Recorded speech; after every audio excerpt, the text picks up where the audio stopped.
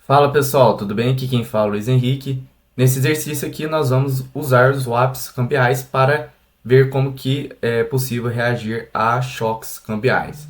Esse exercício, né, ele segue a linha dos exercícios anteriores que nós temos feitos sobre a relação, né, do câmbio sobre a taxa de juros, né, sobre a economia brasileira e como que o Banco Central tenha reagido, né, a mudanças, né, na volatilidade do câmbio, tá?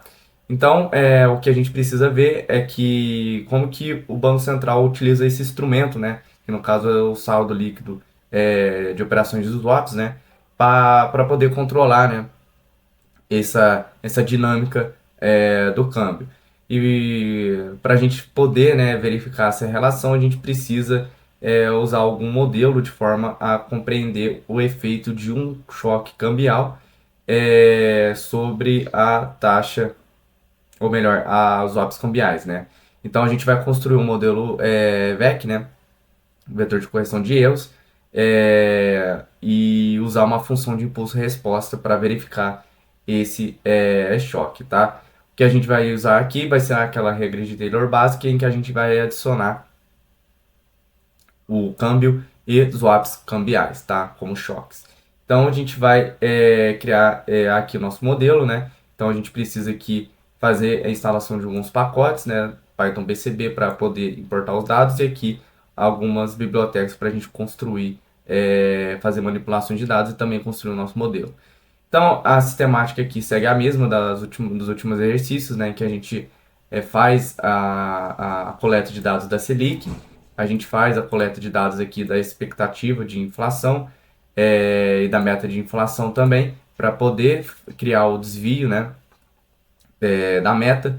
Nós fazemos aqui a importação de uma medida do hiato do produto, né, o que é o PIB mensal da FGV, e a gente aplica o filtro HP para criar esse hiato mensal.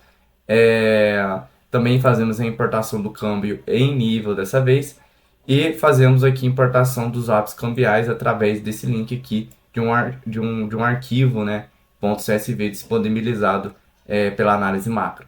Esses dados, né, dos apps cambiais, eles se referem aqui aos dados obtidos através das estatísticas do mercado aberto, né, do Banco Central. Então é só vir aqui em estatísticas, notas econômico-financeiras e acessar aqui estatísticas do mercado aberto. E vocês podem baixar aqui a tabela, né, um arquivo Excel aqui em tabelas vocês vão obter aqui esse arquivo aqui e estaremos utilizando aqui esse conjunto de dados do saldo líquido das operações de swap cambial na tabela 12A, tá? Então são esses dados que nós iremos utilizar aqui.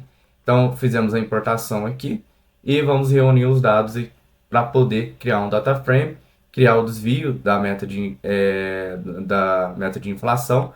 Então a gente realiza aqui a construção do desvio e visualizamos os dados aqui, transformando de wide para long e usando aqui o plot9 para construir esse gráfico aqui, em que a gente pode verificar todas as variáveis, certo?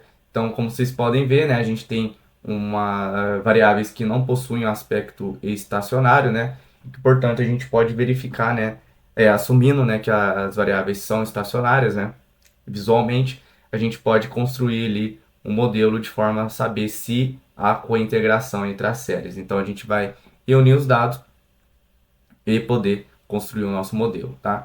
Então, aqui a gente vai construir o nosso modelo e vamos usar o teste de Johansen para poder ver o rank aqui do nosso modelo. Então, a gente usa aqui nossos dados, pegamos aqui a função select point rank duas vezes, porque a gente vai usar dois testes, o teste do traço e max engine value. Então, a gente usa aqui as duas funções, salva aqui nesses dois objetos e a gente dá um print para verificar o teste aqui de Johansen, tá? Através dessa tabela, né?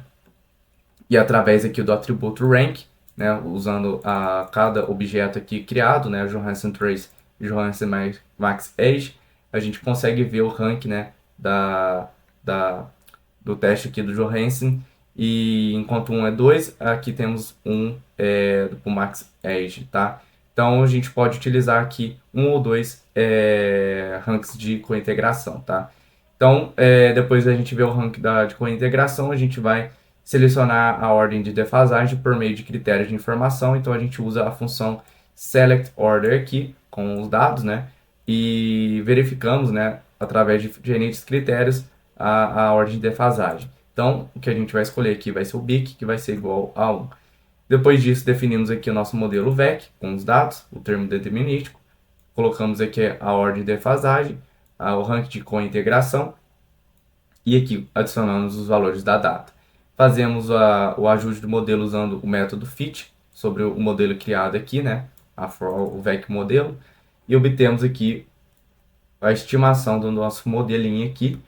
E através aqui desse VEC res aqui, a gente vai poder criar uma função de impulso e resposta. Então a gente pega aqui o nosso objeto VEC res, usa o método IRF, colocamos aqui 12, né, que são 12 períodos à frente que a gente quer usar para ter um impulso do câmbio sobre o swap, e usando o método plot, colocamos aqui impulso igual a câmbio e response igual a swaps, ou seja, a gente quer ver o que acontece, né, se a gente dá um impulso sobre o câmbio, o que acontece com os swaps. O que a gente verifica que é um aumento do valor no futuro, né?